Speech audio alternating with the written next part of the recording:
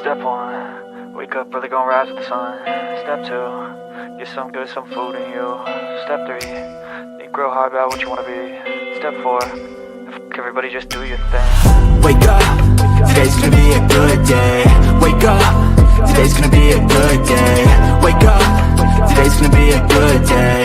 Wake up, today's gonna be a good day. Wake up, today's gonna be a good day. Wake up, today's gonna be a good day. Wake up, today's gonna be a good day. Wake up, today's gonna be a good day. Yo, set your affirmations, aspirations. I got shit to do, the aftermath of preparation.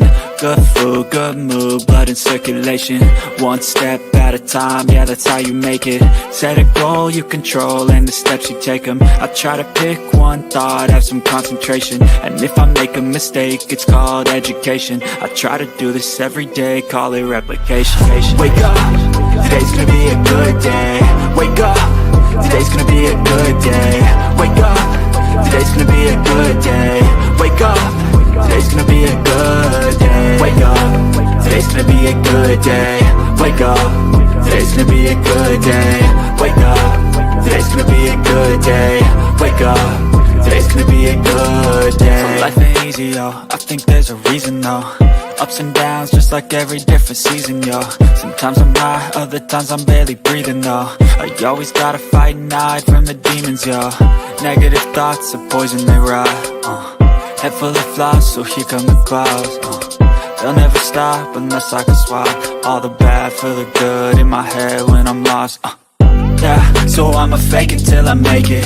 Positive thoughts are overtaken, I got patience. One day at a time is how you operate a cadence. A flow, you grow, you show yourself a foundation. Stay away from all the shit that causes temptation. I know that I like to do it cause it's sensation. I live my life in my head like a narration.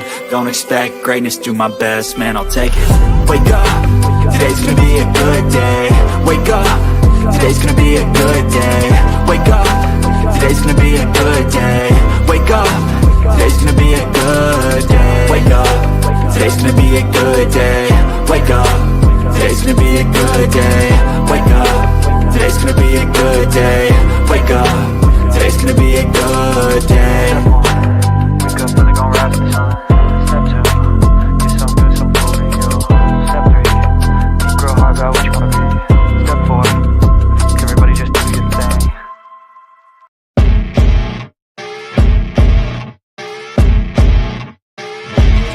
As you wake up in the morning, you want to find the latest, greatest information about criminal cases and have an intuitive conversation about the suspects associated with these cases.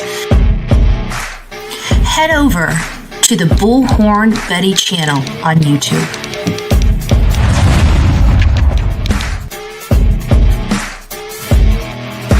Get breaking news right here on the Bullhorn Betty channel. Welcome to the Bullhorn Betty Coffee Club. Enjoy your stay and enjoy your day.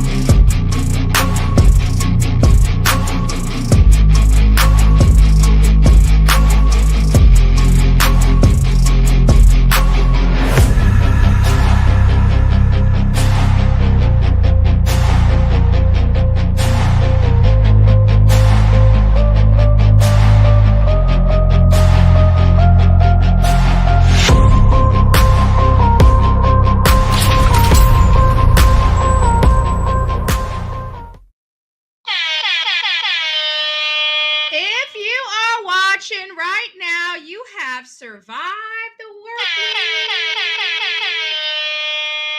Happy Saturday to my beautiful people. I can't believe this is how many people are up this Saturday morning, and it's kind of rolling by this morning. Hey, y'all. I hope you guys are doing well. Lisa B. Always, Melanie, Whispering Winds, it's nice to see you. The Mod Squad's here in force. The Real Me Too. Sonia, it's nice to see you guys. Good morning. YouTuber is up in the house. MJ, it's nice to see you, Love Bug.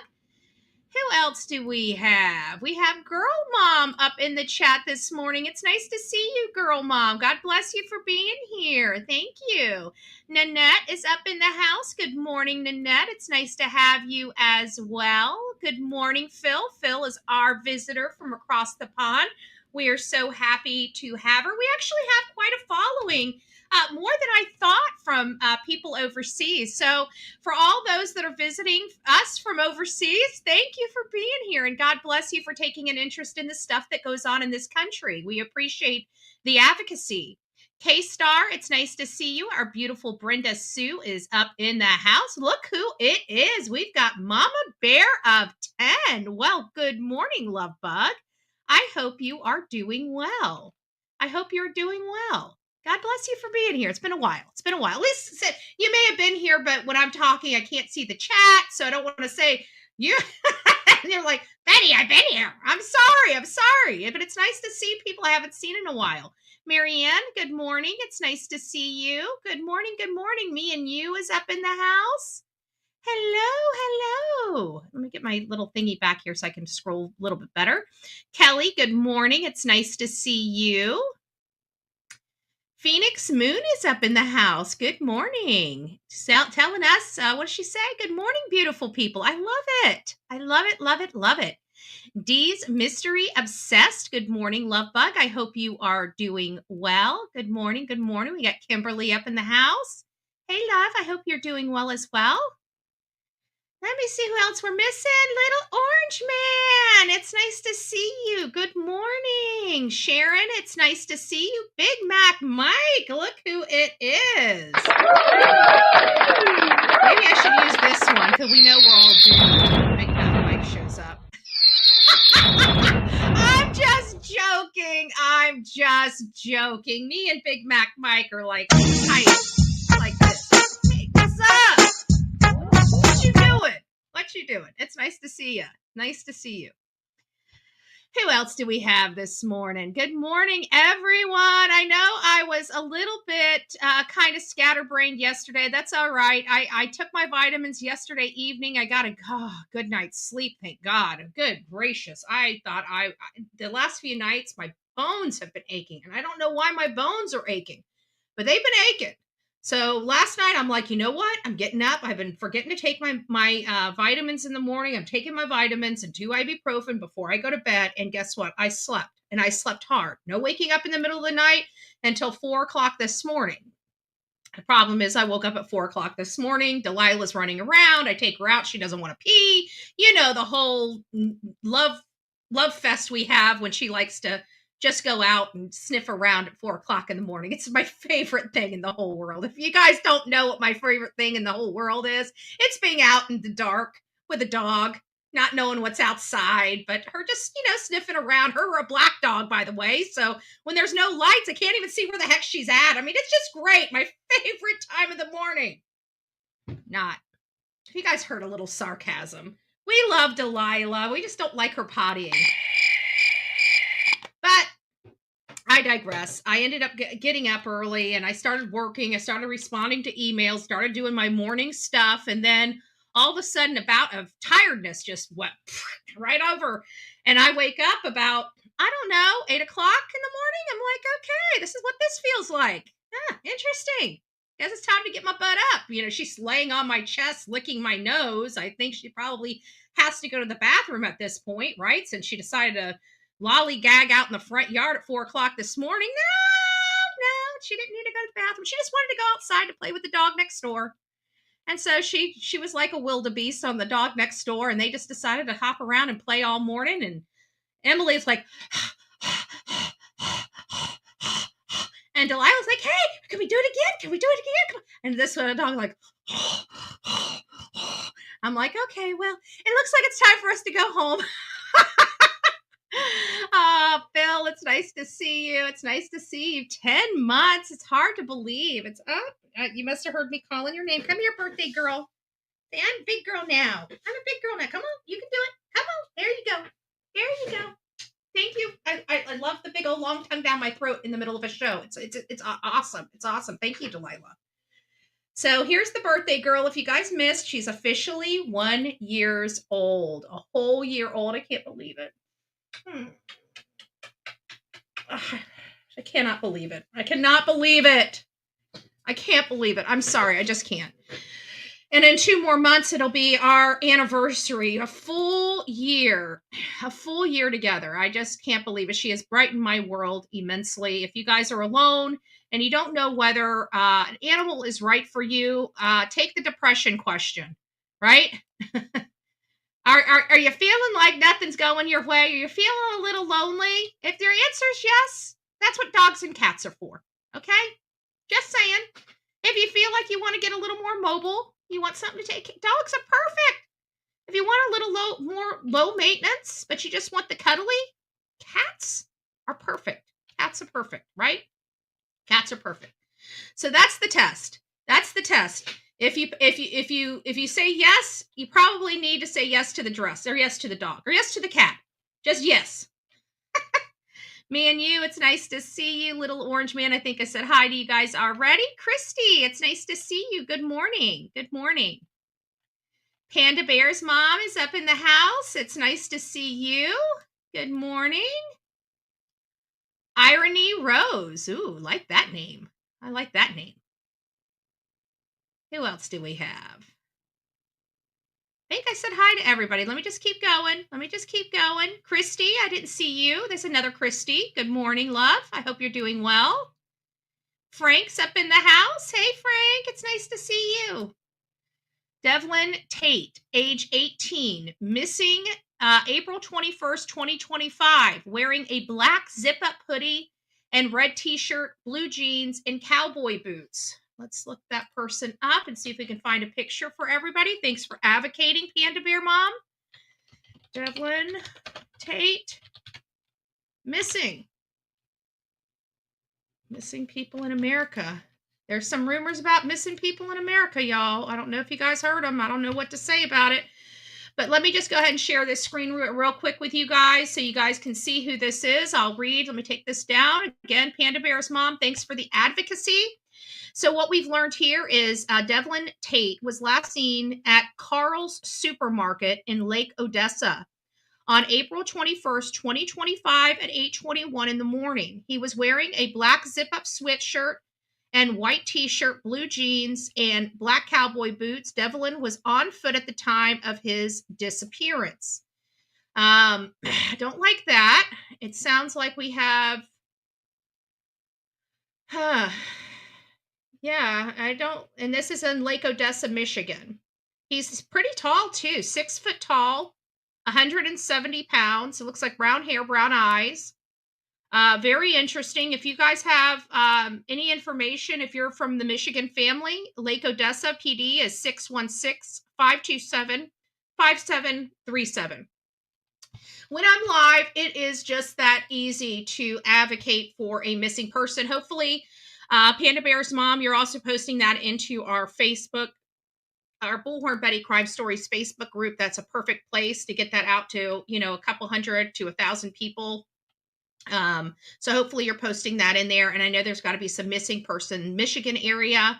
The likelihood that he's still in the Michigan area, in the Lake Odessa area, is probably pretty great. Unless it's desolate. If it's desolate and he called for a ride for a friend or something like that, there may be some other things that are posed, that would probably be able to be, helpful. But we do have people from Michigan here. I know Steffers is from Flint. So we do have some Michigan people here. I do know that for a fact. Lady for Justice, it's nice to see you. Crystal Pistol, nice to see you. Closer to ya. Donna, hello. Who else did I miss this beautiful morning? I think I got criminal theory and action. Criminal theory and action. It's nice to see you. Connie, which is Karen, it's nice to see you. Lady for Justice, good morning. Kiki, it's nice to see you. Kiki to 2025 True Crime is up in the house. Love it, love it. It's always nice to have you up in the chat. I hope you're doing well today. Carla, good morning. Who else do we have? Betty fan, Truth and Time, all up in the house. It's nice to see you. Good morning. Good morning. I think we got it. And of course, Kelly, it's nice to have you up in the chat. Thank you for all of the information. I actually, this live's going to be a little different because I saw all the stuff that you were giving me. It's all open here. We're going to go over it, but I wanted to test out AI systems this morning. So what I did was I plugged in all of the links you gave me from even the first story to today, and I plugged them in both ChatGPT and Grok. So I gave it the exact same instructions from one AI program to another AI program. And I did this because one, I wanted to test the systems, the AI systems, see what their capabilities are.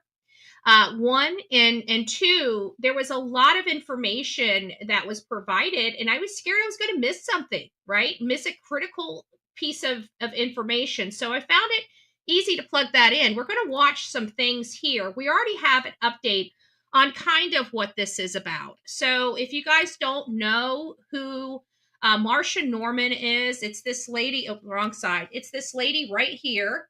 Okay, she's an 82-year-old grandmother. Kelly, that's her aunt. Kelly's in our chat now. The man with the horns, this way. The man with the horns standing above her. This is Jeffrey Zizz, okay? He was, he should never even have been out of jail, okay? His crimes are very, very significant and very, very severe. We're going to look at the history of Jeffrey as well as Marsha. And we're also going to be comparing some of the information that we have. And of course, I will read everything to you, but we're going to start, I'm going to watch a couple little videos, short videos first, and then we're going to kind of dive into the AI, and then we're going to read some articles that were plugged into AI, and we're going to watch, I think, 2 more videos afterwards. So we've got a very well-rounded show this morning on this topic, which, you know, this is a sad case. So this 82-year-old woman that is right here, beautiful lady, I'm sorry, my name's kind of covering her face, so I apologize about that. But she had this handyman. She lived alone. She lived in a nice area. Aw, thank you, Crystal Pistol. Yes, she's full of energy somewhere around here. Just saying. Waking mommy up. But let me get back to that. So she ended up using him for a handyman. He broke into her house one night, which is really, you know, gives me this creep vibe. And I think that any person should have known that that is a major creep vibe.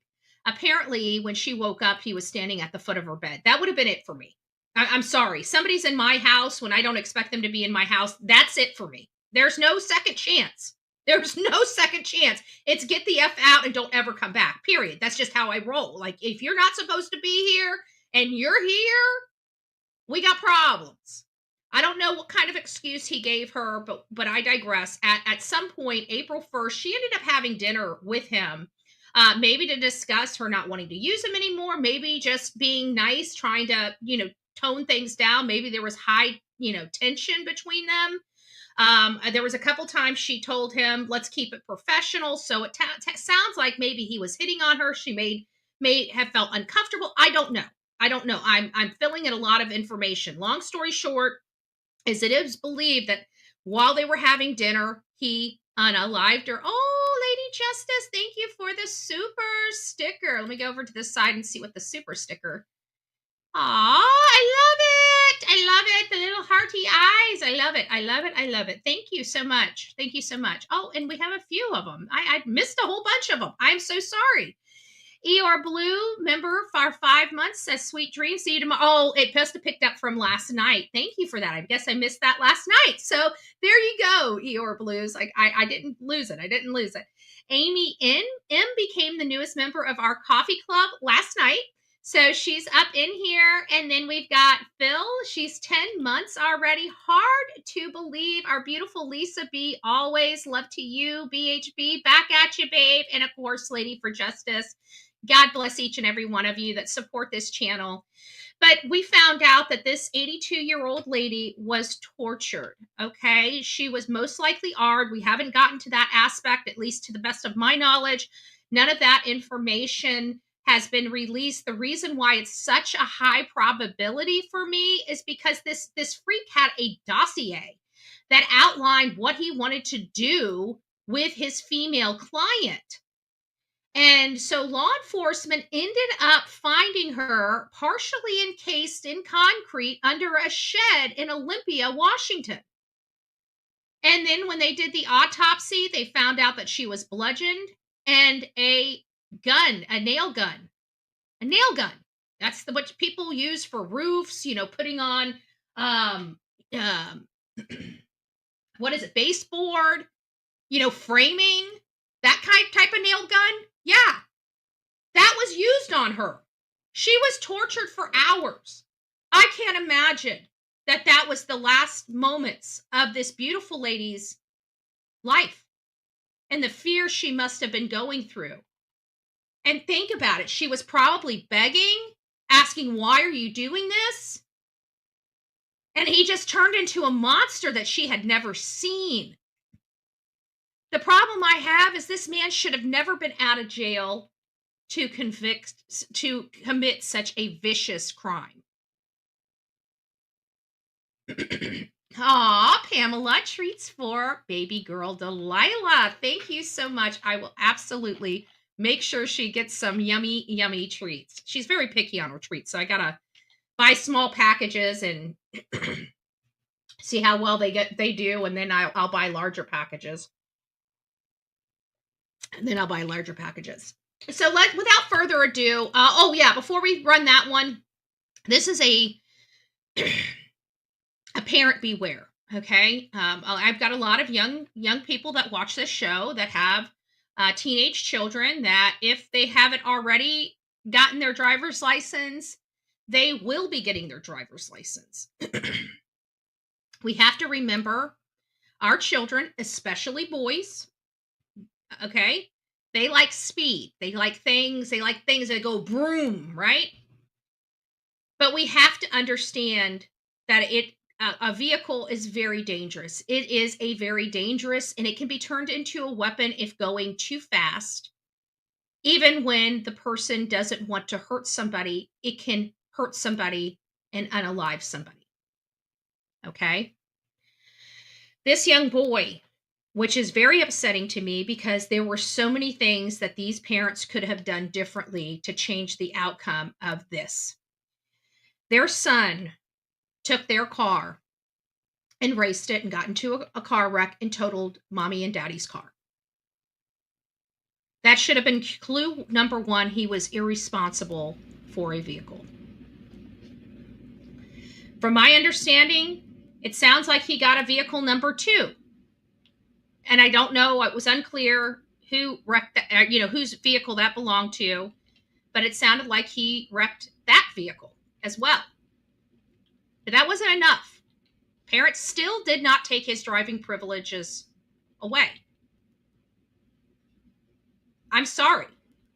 First wreck, you find out your child is speeding, you remove their privileges. That child just totaled your car.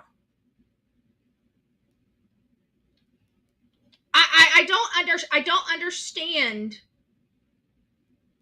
why parents would not discipline their child. When they total their car, especially when speed was a direct result of it. I don't understand, but they didn't. Car wreck number 2, didn't do shit. Car wreck number 3 killed 4 people. 4. Now, do I think this boy is a terrible child? No, I don't. That's the crazy thing. He's a normal teenage boy that has had no accountability for his actions. And in my opinion, this should never have happened. This child should not be there because, let's face it, children, you give them an inch, they take a mile. We expect it to. We expect them to. It's not just a few of the children, it's most of the children, let's be honest. Let's be honest. Do I think he's a bad kid? No, I don't. I think he was a punk.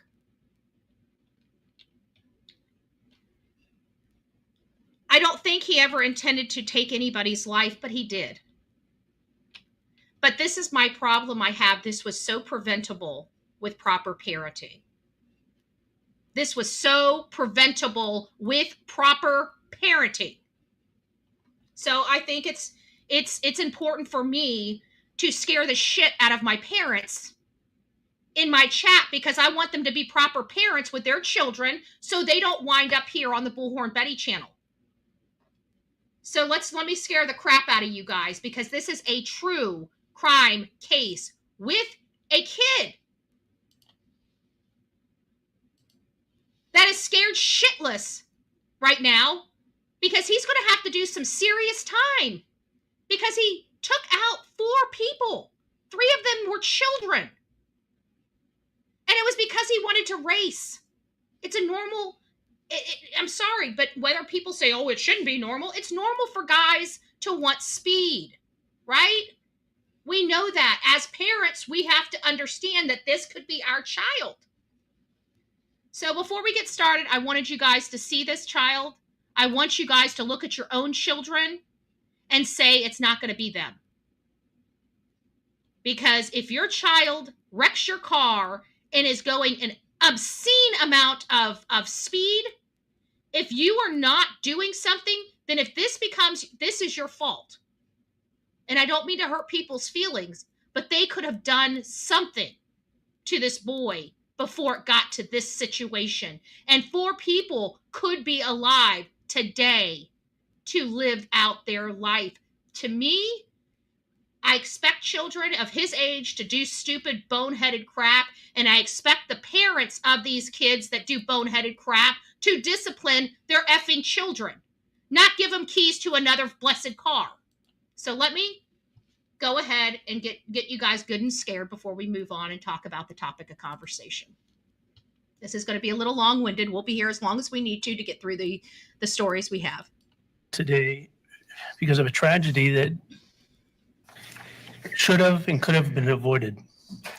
As a result, life in this world of Andrea Hudson, Boyd Buster Brown, Matilda and Eloise Wilcoxon were cut tragically short.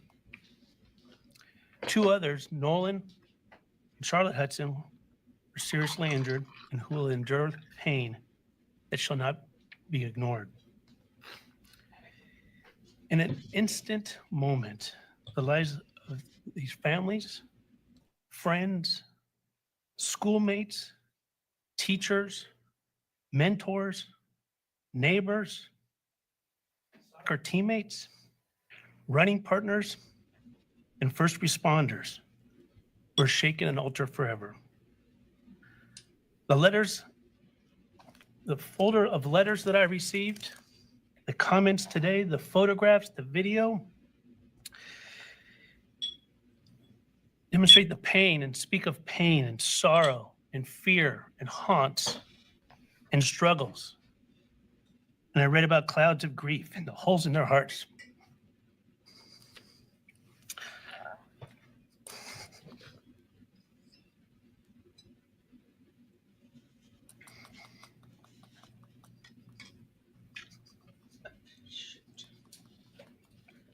Let me speed this up along. It is my job. Oh, here it is. I'm tasked with imposing a fair and just sentence. And I'll try my best to accomplish that. Oh, man. This is hard for the judge. I love seeing that. I'm sorry. I love seeing that.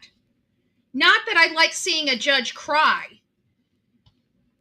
but I love seeing that a judge gives a crap about not only the victims, but the person that's responsible for this. This to me is a good judge. A judge that is hard, nasty, mean, and crude and rude, and that's not a good judge to me.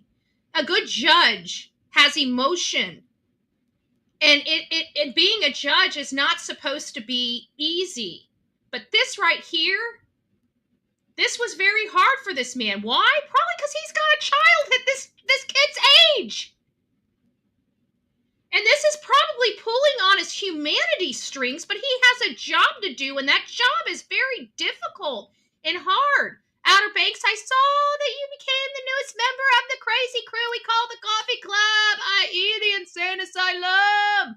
Thank you, Lovebug. Thank you. I see VA in here, most likely Chaos as well. Good morning. Izzy Girl, good morning.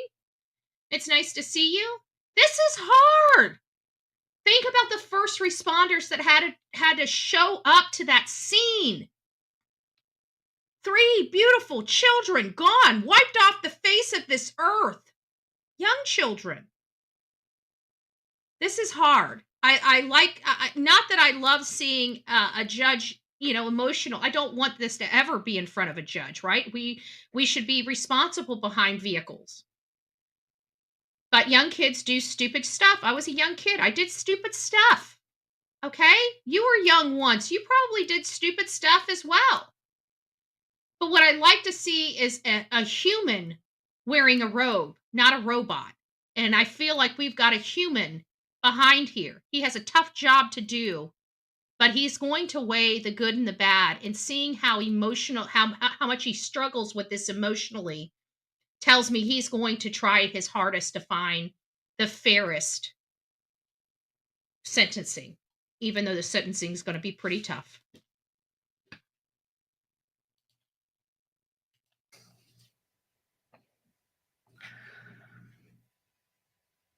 But nothing I do or say today is going to alleviate anyone's pain, anger, frustration, or grief.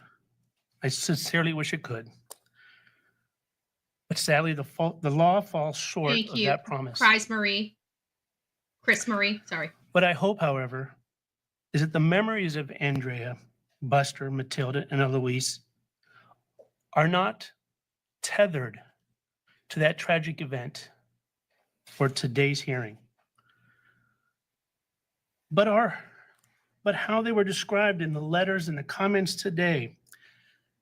For example, Andrea, for her effortless boldness, her hilariously authentic self, and as one person described, the coolest person ever.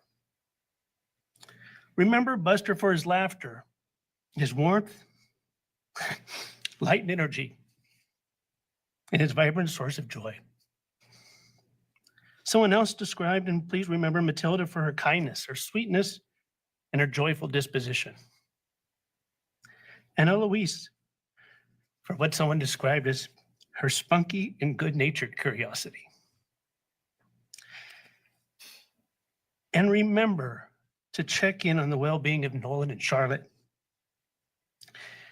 It will help them. I have never met these individuals, but through the letters, the photographs, and the comments today, thank you so much, I got to know Robin, them. as well as Outer Banks. Thank Trace you. Jones, I'll get back to you guys. to know a little bit about you as well. From many that loved you, this is what I learned. I learned that you are thoughtful, that you're respectful, that you're caring. I learned about your difficulties and obstacles at various times through your life, and how you face them with grace, self-motivation, and a desire, someone described as a desire toward self-improvement. I read the letters, and I observed you today, and I do believe that you're genuinely remorseful for this tragedy. I can tell you, I felt the same way. There were times that his body was just trembling. He had no control over himself, and he was very scared. And this is what I'm talking about. They do boneheaded stuff and don't realize the true gravity of the consequences of their actions. This boy was scared to death, probably. Now, granted, doesn't take back what he did at all. But this is the important part of it. His parents could have done something to stop his horrible driving behavior. And they did nothing but keep putting him behind a wheel of a car. We are not defined by our worst moments, but rather how we respond to those moments. Amen. And from what I've been told, Mr. Jones, you have the extraordinary potential and drive to be the best version of yourself. And not only learn from this tragic event, but teach and hopefully deter others as well. My advice to you, sir, is I sincerely hope those goals and promises can come to fruition, not by words, but by your actions. Good morning, P.S. If anybody leaves this courtroom with a dry eye, including me, having a robe does not make me stoic or lose my humanity. This is tough. It's tough for everybody in this courtroom, everybody.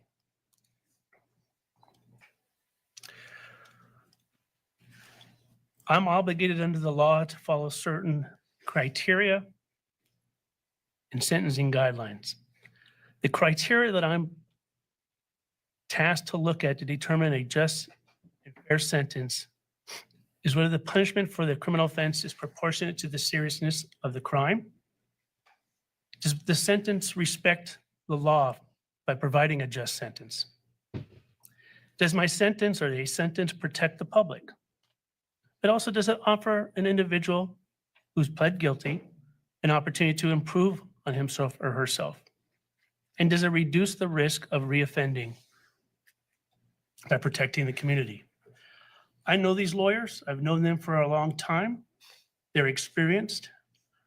I know that they took many of those factors and other factors in negotiating and considering what they believe to be a just and fair result.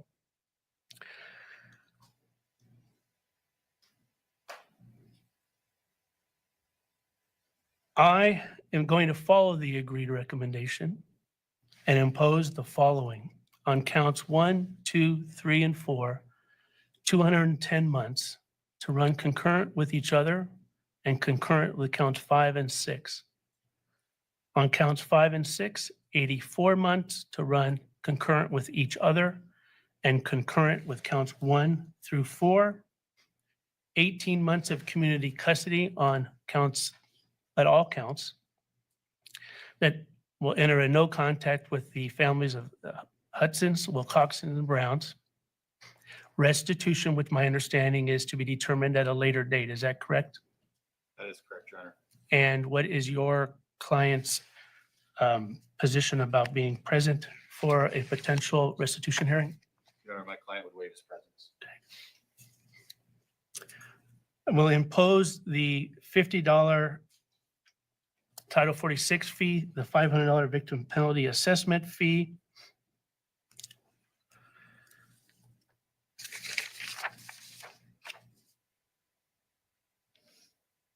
the conditions, the conditions of no moving violations, that you do not drive a motor vehicle without a valid license and proof of insurance, that you do not drive a motor vehicle without a functioning intelligent speed assistant device, active mode, and that you complete level 2, the driving program. Is there anything else that the state believes that I may have missed or need clarification? No, I don't believe so, Your Honor.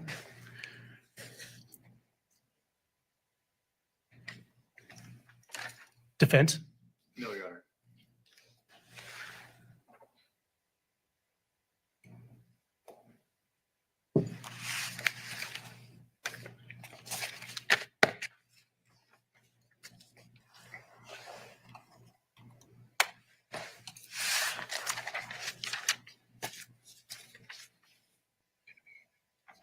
I know. I was thinking the same thing, Lady for Justice.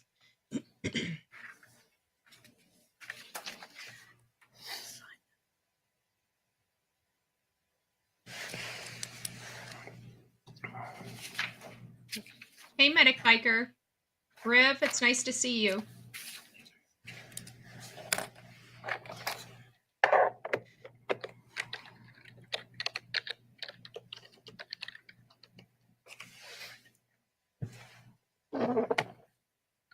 Just want to clarify, Your Honor, is waiving the court costs. We did not ask for those. I'm sorry? Waiving the court I costs. am waiving the court costs.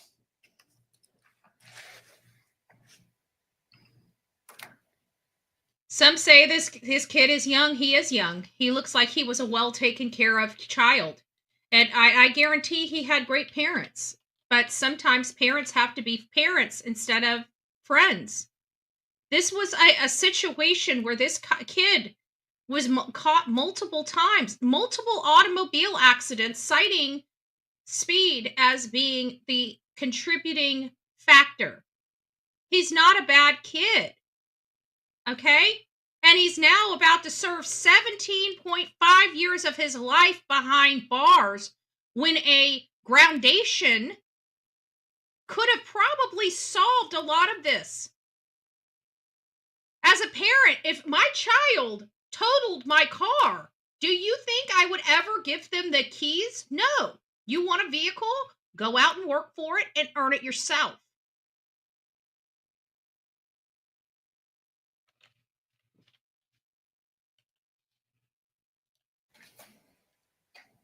It's upsetting.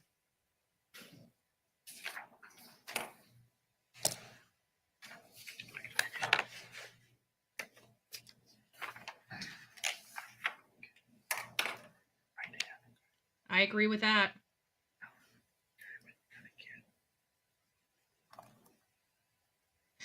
I personally don't, if anybody knows my stance on the justice system, I think the worst of the worst should be doing double digit time. Now, this guy, there was 4 people that lost their lives. So it's kind of, it's one of those situations where I do agree with the sentencing, even though I don't want to. 17 years is a long time, and this person will never be the same. And the worst part about it is it's going to be hard for him to recover 17 and a half years. From here on out, no matter what job he goes to, he's always going to be behind the 8 ball, even though he may be the brightest person for the job. But because of these crimes, he may lose a lot of employment. But it still doesn't mean that it's over. There are so many people that have turned their lives around after prison, and hopefully with the right support system, that can be his journey.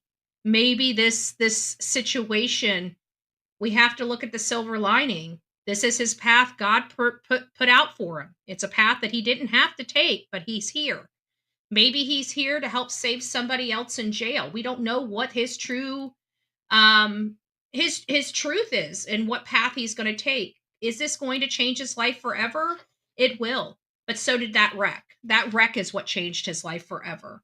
This sentencing is only a result of that wreck.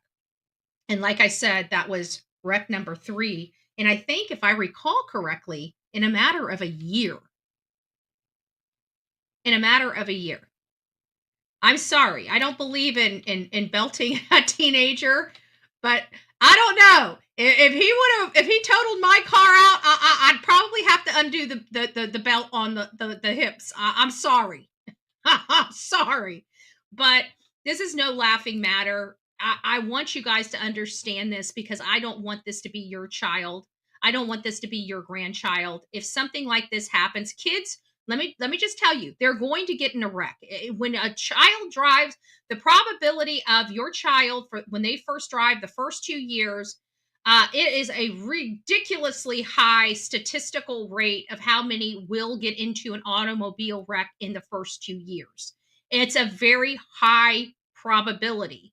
Most of those automobile wrecks are fender benders. No big deal. And it's usually because they failed to stop or they didn't see the yellow light and proceeded through the intersection. Stupid stuff, just, not being cognizant of what's going on around them, which is the majority of the problem. But this particular situation is much more severe because he knew better. He's already wrecked 2 cars, and here he is going over 100 miles an hour again until he killed somebody. Much different than just your child, making an accident and getting into a fender bender. You understand? I think children, once they're in that fender bender, learn a valuable lesson because they weren't intentionally trying to speed or not stop or, what the case may be. This kid knew what he was doing. You can't mistaken the speed at 100 and something miles an hour. This kid was probably an adrenaline type of guy. He felt powerful being at that speed, just a young punk type of, mindset. It was his parents' responsibility, in my opinion, after the first wreck, to make sure he didn't get behind a car for a good long while. But then to have him in another car 3 to 6 months later doing the exact same thing, that's a problem. And they waited until people died and this situation happened before they took action against their child. That's the problem I have.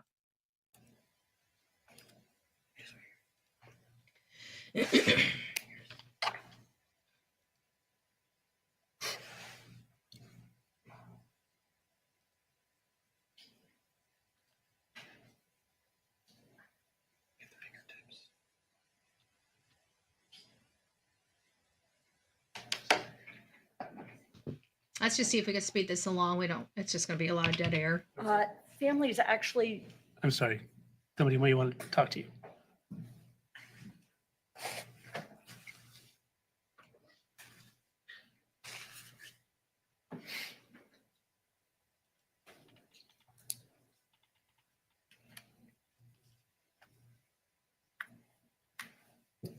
Families would wish to have you not order a no contact order.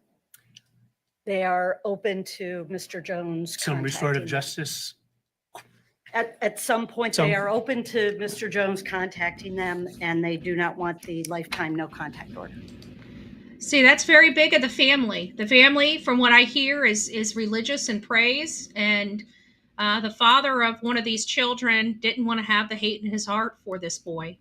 I mean, that's powerful. Okay, I suspect the defense has no objection to that. Certainly no objection to that. I will not order, and that's for all 3 families? It's all 3 families, and if at some point there's some issue, we can always come. Of before the course, court. of course. Okay, double check everything that I've done.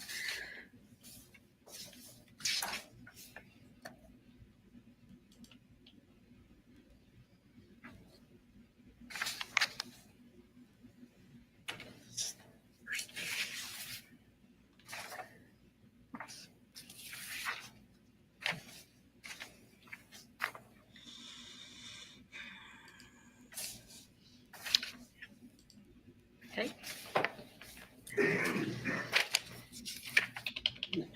I'll send it to you. Firearm and Mr. Chase's loss of voting rights. Your Honor, we did go through all of those before his signature.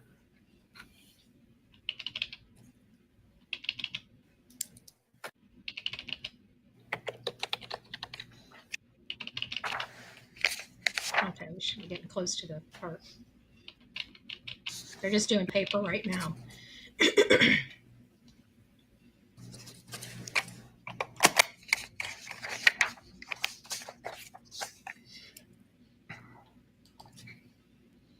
That boy is scared. I want you guys to look at his body, look at how frail he is. He's about to do some serious time for irresponsible behavior. And look at all the victims. Those are the families. 4 people, 3 children, 1 mom, gone. The notice of ineligibility to possess a firearm and loss of right to vote, and the fingerprint form. Anything else from the state?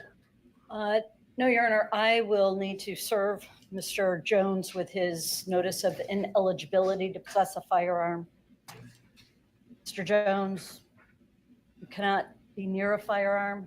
Washington law interprets that very broadly. Don't be in a house, don't be in a car, don't be near a firearm until a court actually signs an order and allows you to possess a firearm. You are losing your right to vote in this because of this while you are in the Department of Corrections. As soon as you are released from the Department of Corrections, you can register to vote and use that right, even when you're on community custody. It's just. Wow, that's interesting. I'm glad that they're not taking his rights to vote. You guys know I'm a big proponent. You do your time, you do the crime, you do the time. When you get out, when the law tells you you have done your time to the extent, I don't think anybody should lose the rights to vote in this country. I'm sorry, I just don't. That is not a punishment for the person. That's a punishment to our economy. And I've already pled my case on that. I'm not going to go through a diatribe. So you guys saw the point I've been trying to make here related to this young boy is I'm not running this case for any other purpose than to scare the crap out of my parents this morning and grandparents this morning that have children that are getting ready to get their driving rights. Why am I running this? Because I drive all over the place. And quite frankly, I don't want to be killed because of a speeding young kid, especially one that has wrecked a couple cars before. I don't feel like losing my life, and I don't think you want your loved one having to deal with the repercussions that this kid had to deal with. Do I think his life is over? No, but he has complicated it quite a bit. Okay? And if he wants to, and I tell this to people all the time, if he wants to change his life and be a better person, he's going to have to work 1,000 times harder than everybody else. People don't understand. I will work with somebody that has redeemed themselves to the world, that has been in trouble in the past, before I will work with somebody that's book smart. And there's a reason for that. If somebody has changed their life and they are now successful after dealing with problems such as this, then they're battle tested. They already are working 1,000 times harder than somebody that's never had a problem in their past whatsoever. So do I believe that he has an opportunity to make the best life for himself, even as a result of 17 years in prison? Yes, I do. But it's not going to be easy, and it's going to be a lot of hard work if he's willing to put it in. But I truly believe that this young man can make a difference inside jail as well as outside jail whenever he gets out. He can set up a nonprofit. He can start going around to schools. He can start talking to people. He can start advocating, exactly why you want to follow the traffic laws. He could really be impactful at some point in his life to younger people that like speed. Every time that movie came out with Vin Diesel, why I'm running a blank or not, there's always an accident after those movies come out in the theater, because it pumps them up and people want speed. And it's a problem, but again, people need to have some more self-control. I'm not going to get into a diatribe. This is a horrible, horrible case. Nobody was a winner here in this particular matter with this young guy. All right, guys, now we're going to move on over to the topic of conversation. Sorry, I wanted to bend your ear. It was important to me to debut that case on our show. And it's because there was no winners, and there's nothing, it embodied everything. It embodied the empathy and the sympathy of our judges and our court system. It embodied a charged criminal to this crime as being sympathetic and very emotional and very sorry for what he did. And it showed a family that had been completely broken, but still has their faith for this young man and his possible change that he could make in the future, not wanting to cut off that contact.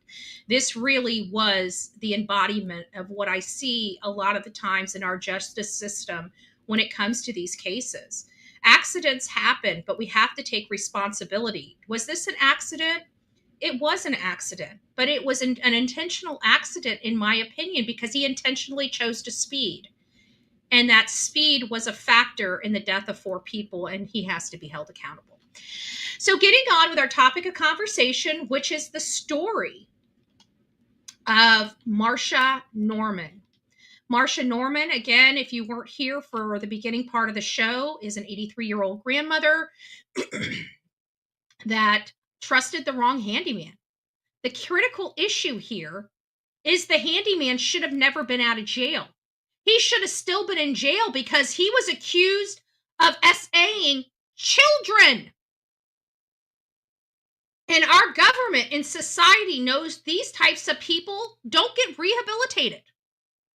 That's why we have tougher sentencing guidelines for these types of crimes across America. How this wasn't applied to him as soon as 2019 is beyond me. This man right here. That's why I put the horns on his head. Because he's evil. So without further ado, I'm just going to let you guys learn a little more about this case. Marcia Norman, we now know investigators believe that she was kidnapped, tortured, killed, and then buried in cement. The man now accused of killing her is a convicted child molester who was under supervision in the community. Now, Marcia Norman vanished from her home in Tunheim on April 1st. Investigators said her family told them that she had reported an alarming encounter with her handyman who had broken into her house earlier this year. Now, investigators say that handyman, Jeffrey Zizz, went to Norman's home for dinner and then kidnapped and killed her. The coroner says she had injuries to her head from a nail gun and that she was injured for hours before dying. Norman was a well-known figure in Tunheim, and her family said she was still very independent at 82 years old. Excuse me. Now, this is video of Zizz at his first appearance this afternoon. A judge ordered him to stay in custody without the possibility of bail. Investigators say Zizz lied about his movements on the night Norman disappeared and that he failed a lie detector test about what happened. Zizz was serving a community treatment sentence for a 2022 conviction for child molestation. Investigators say they found a 5-page plan in his room about the abduction and sexual assault of what he described as a, quote, customer. Police say that while they know Norman was beaten and injured before her death, it is still too early to tell if there was a sexual assault that occurred in this case. And that's why I tell people that I anticipate the R and the SA to eventually come out and him eventually be charged for that crime. Now, again, it was a dossier he left. I don't know why he would, or if he thought he would never be considered a suspect. I mean, he was just fresh out of prison. And why was he even fresh out of prison? I will not know. 2022 conviction. I want that to resonate with everybody. A 2022 conviction, and he's already walking the streets after committing and perpetrating crimes on innocent children? This is what I'm talking about. We can no longer blame our law enforcement. Law enforcement did their job. They arrested this yahoo. Right? Who's responsible for this? The courts. The state attorney is responsible for this. When this type of stuff happens under a state attorney's watch, it's time to reconsider your voting. Because an 82-year-old woman, an 82-year-old grandmother that was the staple of her family is deceased because of the court system. Let's blame the ones responsible. And it's not the law enforcement. How do we know that? Because he was arrested. That's their job. To arrest them and give the evidence over to the prosecutors. He was found guilty in 2022 of injuring children in a very grotesque way. How in the hell is he out walking the streets to unalive a grandmother in 2025? How?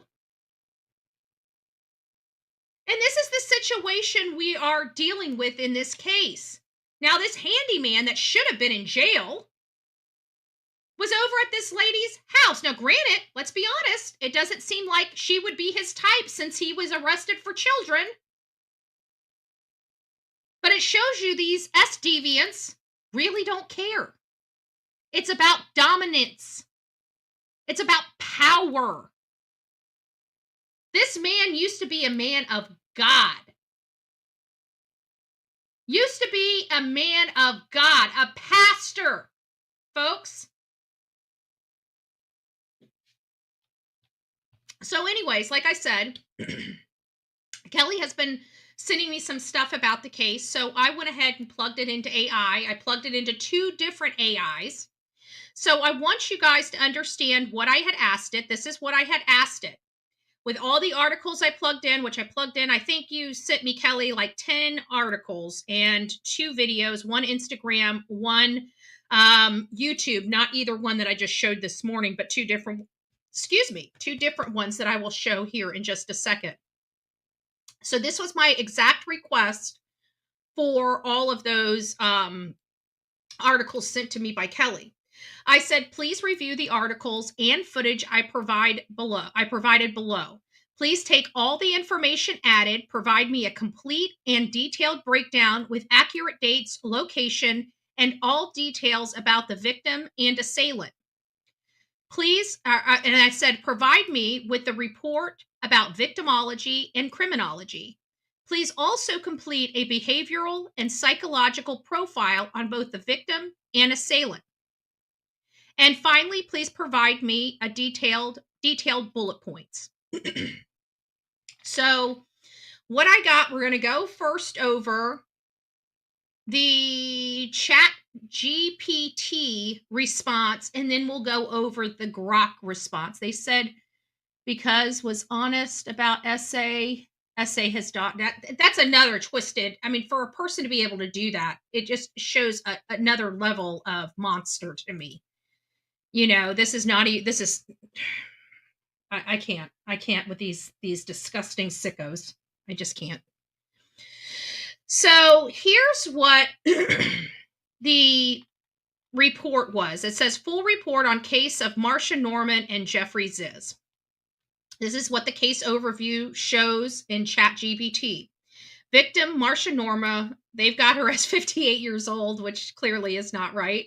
And they got Jeffrey Zizz as 59 years old. Again, not right. So it says the incident happened March 2024, which I don't think is right. I think it was 2025. So these are the mistakes. I want you guys to hear them because I think it's important to understand the capabilities. I plugged in all this stuff, and this is what it produced out to me. So, and it says April 2024 was when the body was found. Obviously, those are incorrect. It was April 2025. April 1st was when he had dinner. April 4th was when she was reported missing. So I just wanted to clarify that AI is not a perfect system, okay? They did have the information right. Tenio, or I can't remember the pronunciation of her town. Tenino, I think is what it's called. Tenino, Thurston County, Washington. Human remains found buried under concrete block and shed, and it says on Zizz's property. But Kelly reminded us when she was in here last time that is incorrect because it wasn't his property. It was another job he was working on.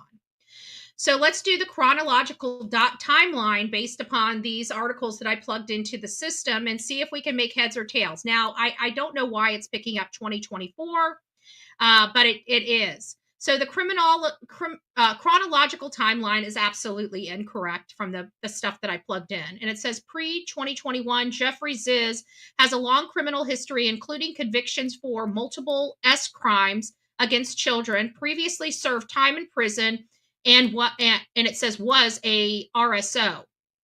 By October 2021, public reported Zizz prior conviction and concerning behavior began circulating.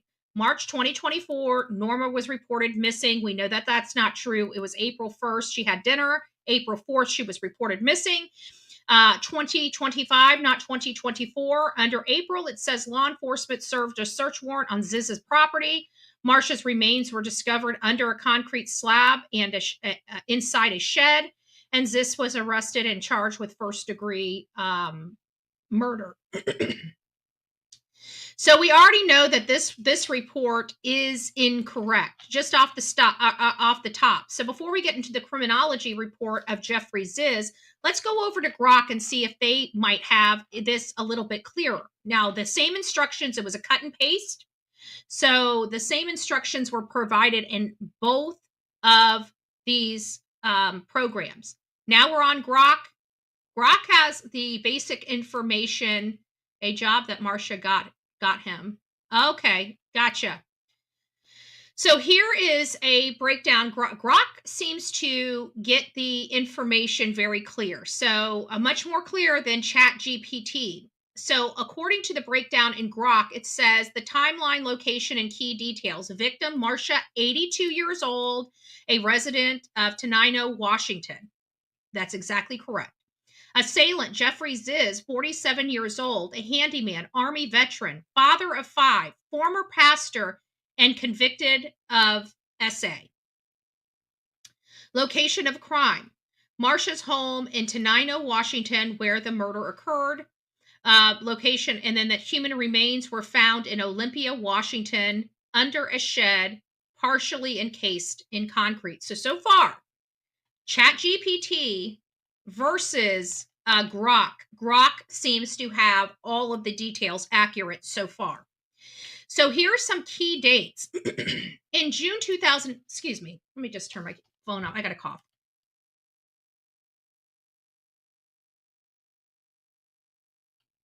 Sorry, you guys know how it is. I'm drinking coffee. I'm drinking coffee with my little milk.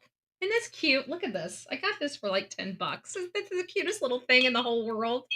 It doesn't match my color scheme, but I liked it so much I ended up getting it. So I'm drinking milk, which does something to my throat.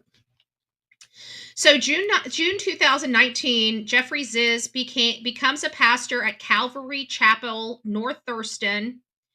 Prior to April 2021, Zizz breaks into Norma's house, and I don't know if this is accurate, but this is what it says. 2021, Zizz breaks into Norma's house while she's sleeping. Norma confronts him, telling him it's inappropriate, and he leaves. I heard that happened shortly before he did. So that sounds like that even Grok may have that date wrong. I don't know. It says October, unless she knew him all the way back then, which... Kelly, maybe you can answer this. Did she know him back in 2021 before he went to prison? Because that's what's implied in Grok. It says that April 2021, Zizz breaks into Norma's house while she's sleeping. Norma confronts him, tells him it's inappropriate, and he leaves. And then October 2022, Zizz turns himself in to Lacey police for SA involving his children, his own children. So I'm curious about that because that's what Grok is saying, but I don't know how truthful that is because I don't know the specificity of the dates. It says November 2022, Zizz pleads not guilty to 9 charges related to SA crimes against his children, including, this is going to be hard, cest with an N, grape, and SA. His own children. Marcia Norman on April 1st, 2025. That is accurate so far. Let me see if Kelly was able to answer that. Okay. It does have it accurately depicted here that April 1st, 2025, Marcia has dinner with Zizz at her home in Tunheim, the last time she was seen alive. April 1st, Marcia is reported that's inaccurate. It's April 4th. Marcia's reported missing. Investigators note her home suggests she left abruptly. Dishes stopped midway. So they had already eaten dinner, and now it's kind of giving you a visual. No, I don't believe so. Okay. Okay, so some of those dates are wrong. I'll have to look up those dates, but I wanted people to know. I wanted people to know. So I plug it in. I give you exactly what it pushes out to me. Now, April 4th, it says that when she was reported missing, they realized that the dishes were half done, like abruptly stopped. It looked like she had washed some of the dishes, and her niece is telling us she would never have left the kitchen without finishing the dishes. So that tells me she was most likely attacked while cleaning up from dinner. Did he leave and she thought she was alone and he snuck back in? Or was he there while her back was turned while she's washing dishes? It says on April 10th, 2025, Thurston Coroner confirms the remains under a shed in Olympia belonging to, and it says belonging to Marcia Norman, but it's not. Her niece is saying that it was another job that she got Zizz to do. Zizz appeared in Thurston County Courthouse in April 21st, 2025. Judge denies bail. April 22, 2025. A post on X about the case detailing Zizz's background and the murder. May 6th, Zizz's arraignment is scheduled. So details of the crime. Marsha Norman was bound with Velcro straps, beaten, injured with a nail gun for hours before her death. She suffered blunt force trauma and penetrating injuries to her head. Her remains were found partially encased in concrete under a shed in Olympia. Zizz had prior incidents where he broke into Norma's home while she was sleeping, showing early signs of predatory behavior toward her. Zizz had a 5-page letter detailing his fantasy of breaking into a client's home and essaying them. Background of the assailant: Jeffrey Zizz, 47, occupation, former handyman for Marsha Norman, worked for her for 2 years, which I don't think that's the case. Former pastor at Calvary Chapel. Military, Army veteran. He was a father of 5 children, which clearly he damaged himself. Convicted RSO with prior charges of cest with an N, grape, and SA of his own children. He turned himself in on these crimes in October 2022, allegedly, and released some point before the murder in 2025. He has no bond. Background of the victim: 82, Tenino, Washington, described as sweet, cherished granny by family and community. Lived alone, trusted Zizz as her handyman for an undisclosed amount of time, and invited him in for dinner on April 1st. Victimology report. I'm going to use this victimology report on Grok as opposed to ChatGPT because most of the information in Grok appears to be more accurate than the one that we did for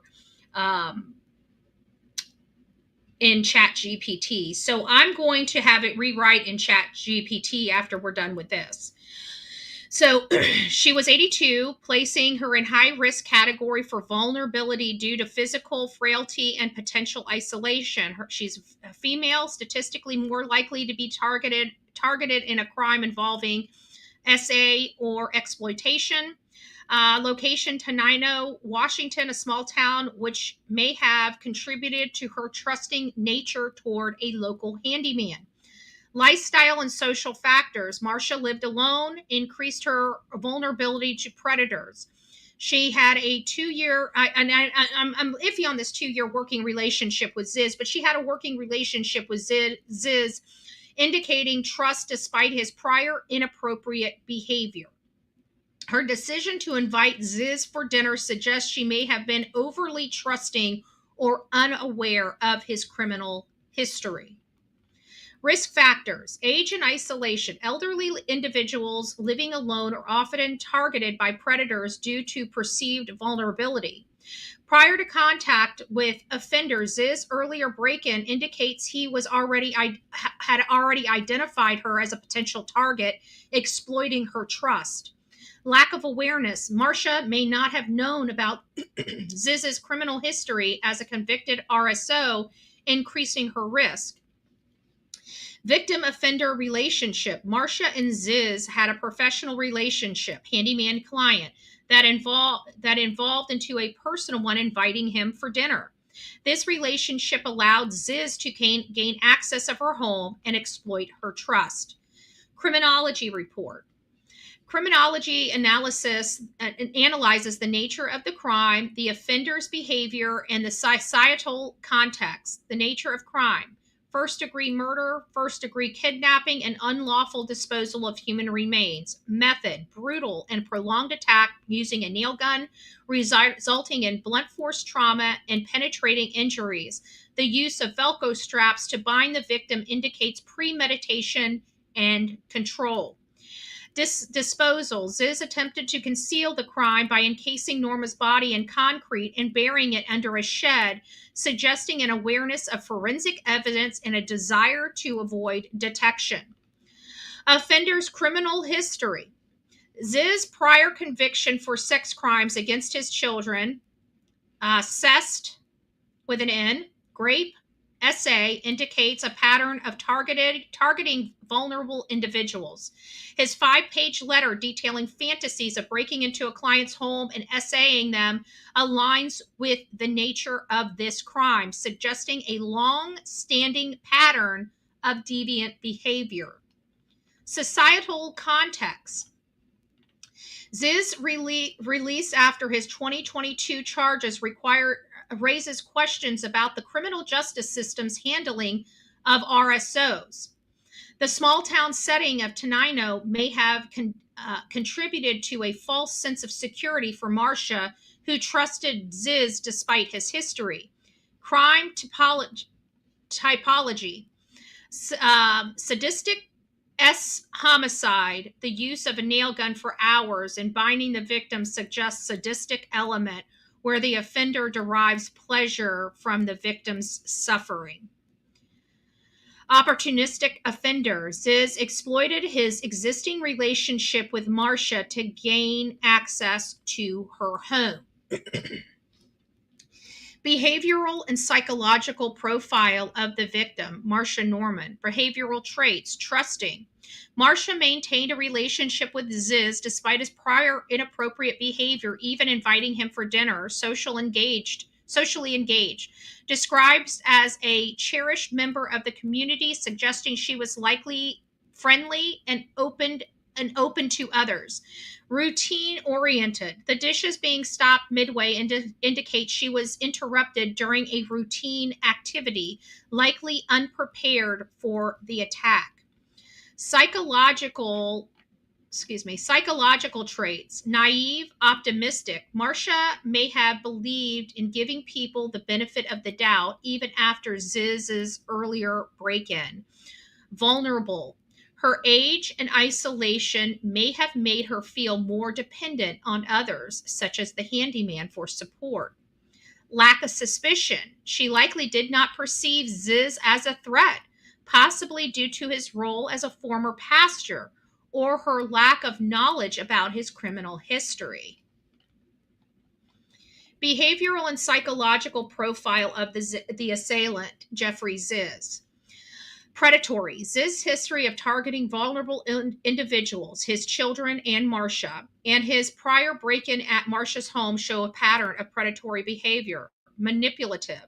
As a former pastor, Zizz likely used his position to gain trust and access to other victims. Organized. The use of Velcro straps, nail gun, and the disposal of the body in concrete indicates planning and premeditation. Sadistic. The prolonged nature of the attack, the use of a nail gun should suggest he derived pleasure from inflicting pain. Psychological traits. Antisocial personality disorder. Zizz disregards the societal norms, lack of remorse, evidenced by his attempt to conceal the crime, and history of criminal behavior aligns with ASPD traits. S-deviant. His prior S crimes against his children and the 5-page letter detailing SA fantasies indicates a paraphilic disorder, possibly sadism. Narcissistic tendencies. His role as a pastor and ability to manipulate others suggests a sense of entitlement and superiority. Impulsivity control. While the crime was planned, his earlier break-in at Marcia's home show impulsivity, suggesting a mix of controlled and uncontrolled behaviors. Motivation, power, and control. Binding Marcia using a nail gun indicates a desire to dominate and control his victim. S gratification, the nature of the attack and his prior fantasies suggest a S motivation. Rage, the brutality of the attack may reflect underlying anger or frustration, possibly stemming from his personal failures, loss of pastoral role, and criminal convictions. We're almost done, folks. Talking points and bullet points for the case. Key talking points. The brutality of the crime. Marcia Norman was subjected to prolonged sadistic attack with a nail gun bound with Velcro strips, and her body was disposed of in concrete. Zizz criminal history. Convicted RSO with a history of targeting vulnerable individuals, including his own children. Systematic failures. How was Zizz, a known S predator, free to commit this crime after his 2022 charges? Great question. Even Grok picked that up. That was a question Grok picked up. Victim vulnerability. Marcia's age, isolation, and trust in Zizz made her an easy target. Community impact. The shock and grief of Tunheim, Washington, over the loss of a cherished grandmother. Hold on, let me get back. Come on. Grandmother. Crime details. Marcia, 82, was murdered on April 1st in her Tenino, Washington home. She was bound with Velcro straps, beaten, attacked with a nail gun for hours. Her remains were found, I believe this might be accurate, on April 10th because she was, reported on April 4th, and I believe it was less than a week when they finally did find her under a shed in Olympia, partially enclosed in concrete. Assailant background. Zizz, 47, former pastor, Army vet, father of 5, convicted of SA of his own children, including cest with an N, grape, and SA of his own children. Worked with Marcia as Marcia's handyman and had prior incidents of breaking into her home. Victim background. Marcia was a beloved grandmother, described as sweet and cherished, lived alone, making her vulnerable to predators. Trusted Zizz despite earlier inappropriate behavior. Legal proceedings. Zizz was arrested on, it says here, April 20th, 25, and is being held with no bond. Arraignment is scheduled for March 6th. Broader implications. Raises questions about monitoring and rehabilitation of RSOs. Highlights the vulnerability of elderly individuals living alone. So we're going to continue to break this down. Let me go over here and let me write in here that all the information, all info incorrect with related to the dates.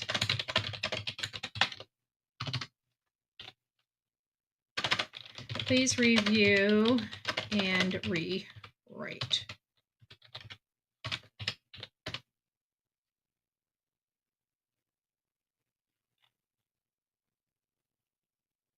Let's see if we can get a little more accuracy from ChatGPT.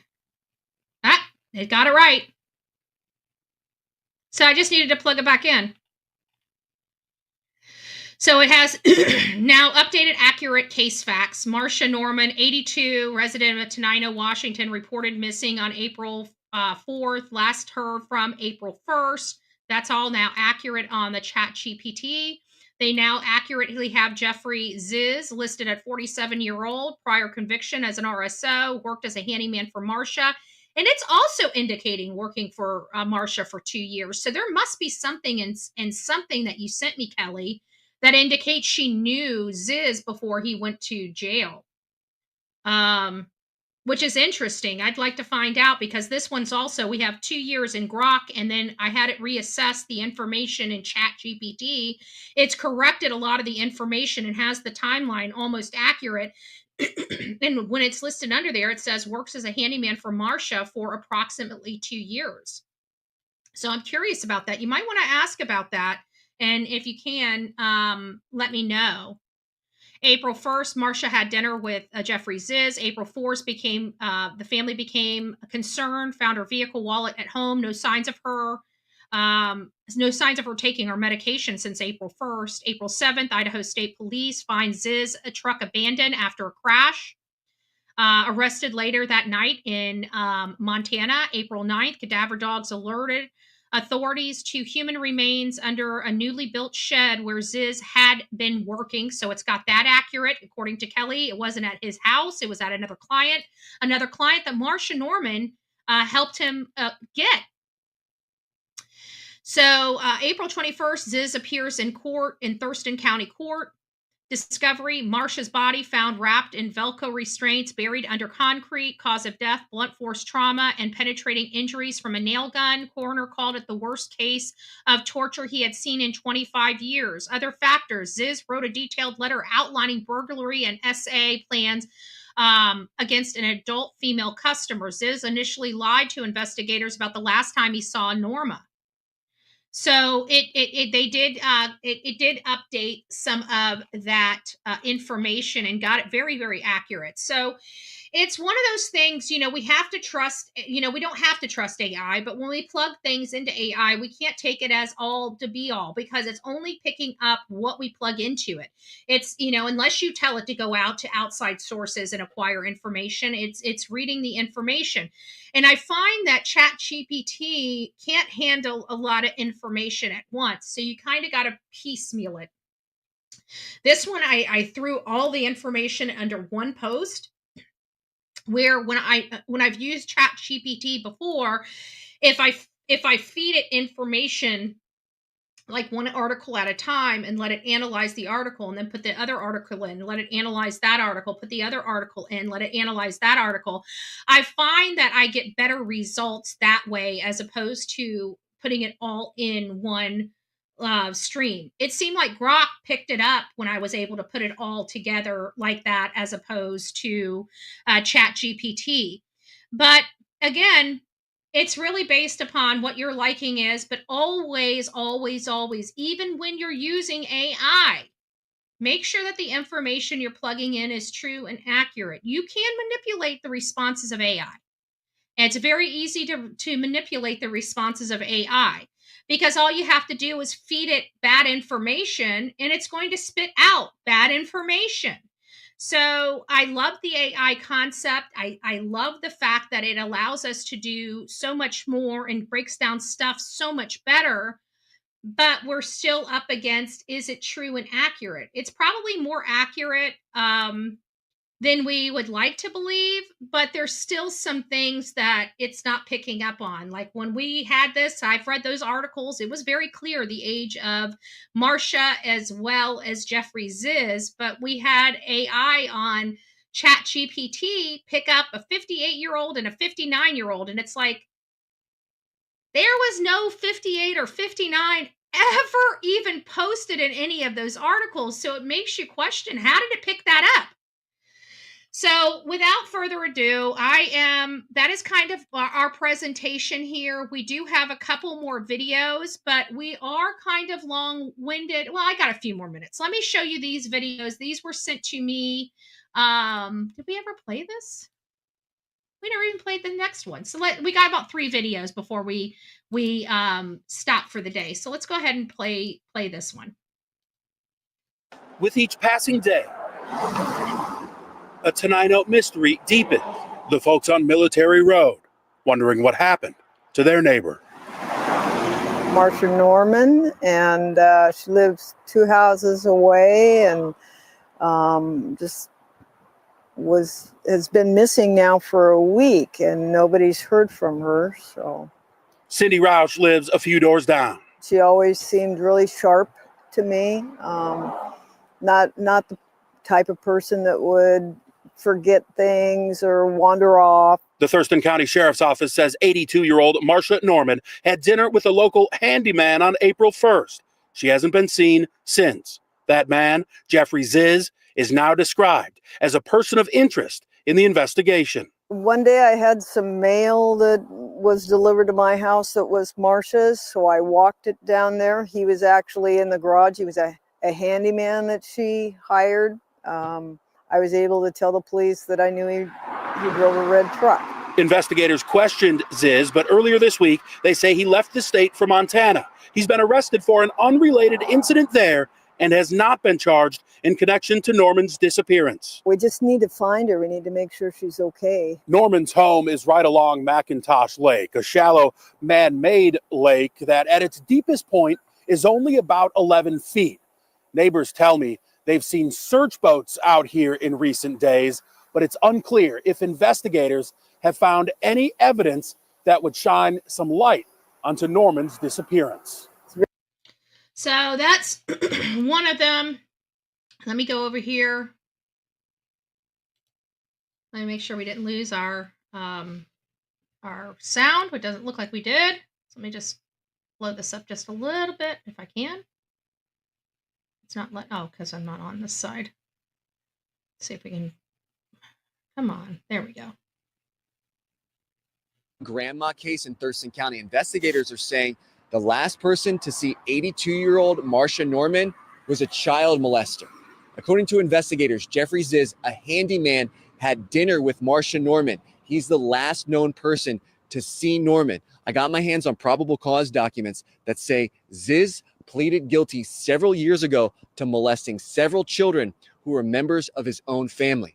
According to investigators, Zizz had been helping with the investigation, answering questions, even gave up his own vehicle until investigators say Zizz fled the state in a neighbor's truck. According to sheriff's officials, Zizz was arrested in Montana. It's important to note that right now, Zizz is only considered a person of interest in this case. A bombshell update. Okay, now the last one we're going to watch is the Fox 13.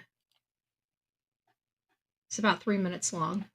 The body of a missing grandmother discovered partially encased in concrete and buried under a shed in Olympia. Now, Thurston County investigators are labeling Jeffrey Zizz, the man that built that shed, as their person of interest in this developing case.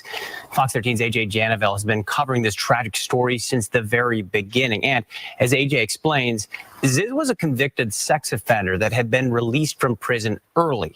If not for that, he would have still been behind bars. Jeffrey Zizz is a convicted child molester who admitted to sexually assaulting. And I just want to remind you, this grandmother should still be here. Should still be here, if not for the state of Washington's horrible policies. Members of his own family. However, he served almost no time after his sentencing. Almost no time. He forever screwed up several of his own family members. He was charged with cest, with an N, an R, an SA, and barely served time. Sorry, that's Delilah with a plastic bottle. Phone the police to report a missing person. Friends, neighbors, family in a panic as 82-year-old Marsha Norman vanishes on the night of April 1st. Small town, not known for crime, or this is pretty out of place for the area.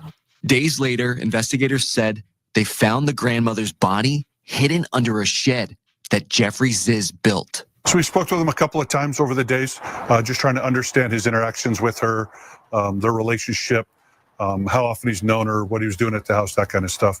Zizz, who is Norman's handyman, is the primary person of interest in this case. Investigators said Zizz fled Washington and drove to Montana after they spoke with him, which violates his probation.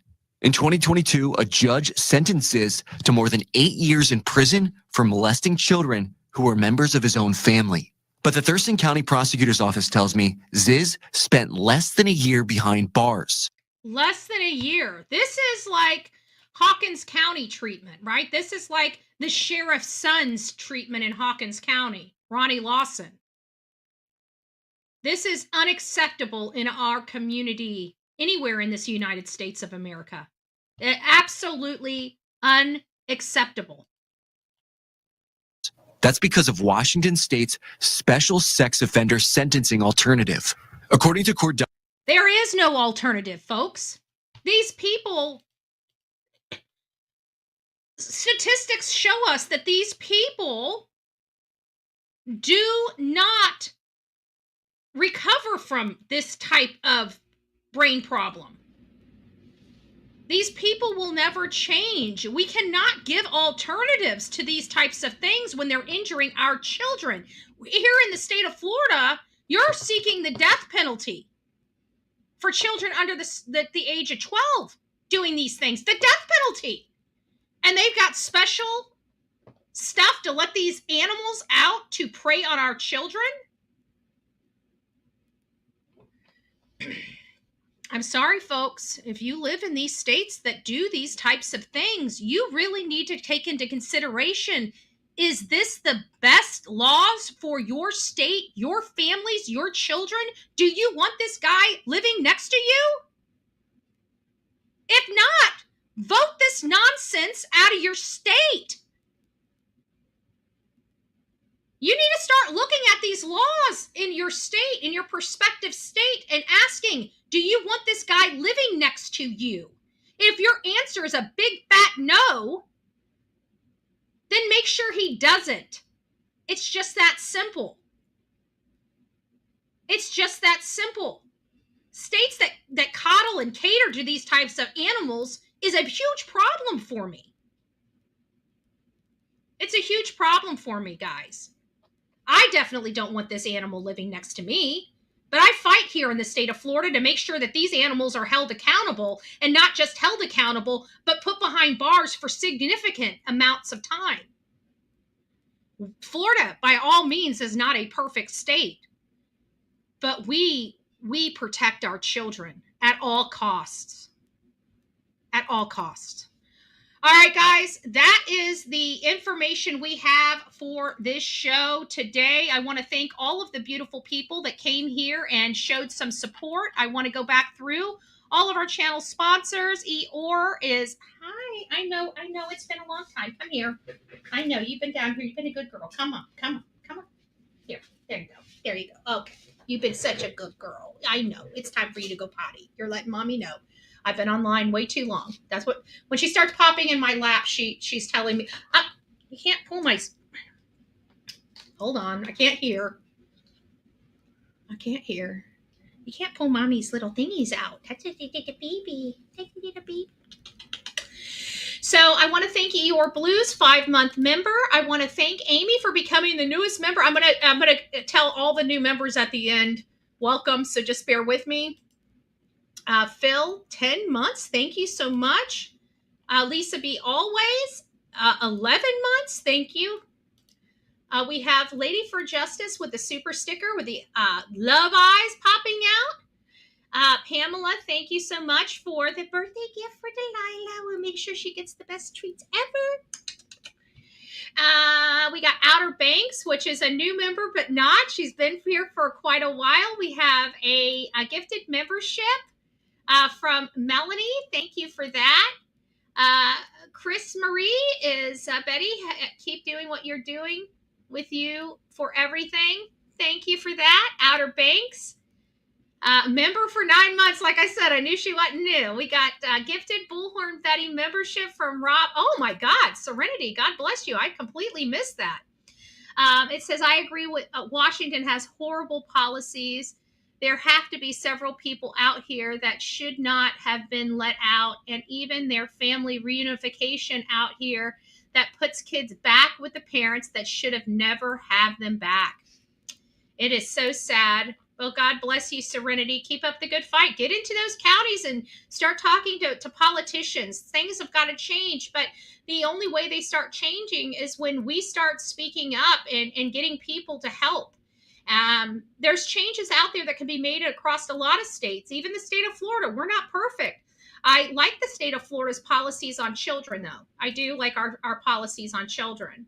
And Wheezy Girl, 4 months. God bless you. I remember when you got Delilah. Happy birthday. I know.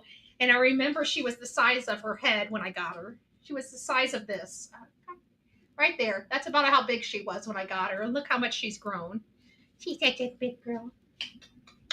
She's such a big girl. But she's telling me she's got to go potty. So, guys, we're going to say bye-bye. Say bye-bye, everybody. Say I love my mommy, but I got to go pee-pee. And she's holding me so I don't pee on anything else. But it's time for me to use the potty. So thank you guys for showing up for Mommy's show. She's the best mommy in the whole world. And I love her so much. She's such a good little puppy. She's such a good little puppy. All right, guys, rock it out with your coffee beans out. Don't forget to be fearless. If you see something, say something. An ounce of prevention is worth a pound of cure. And until next time, please be safe, but more importantly, kind to one another, guys. I'm not going to be able to do the outro because she's got to pee. So I love you. God bless you. But this is the end of the show.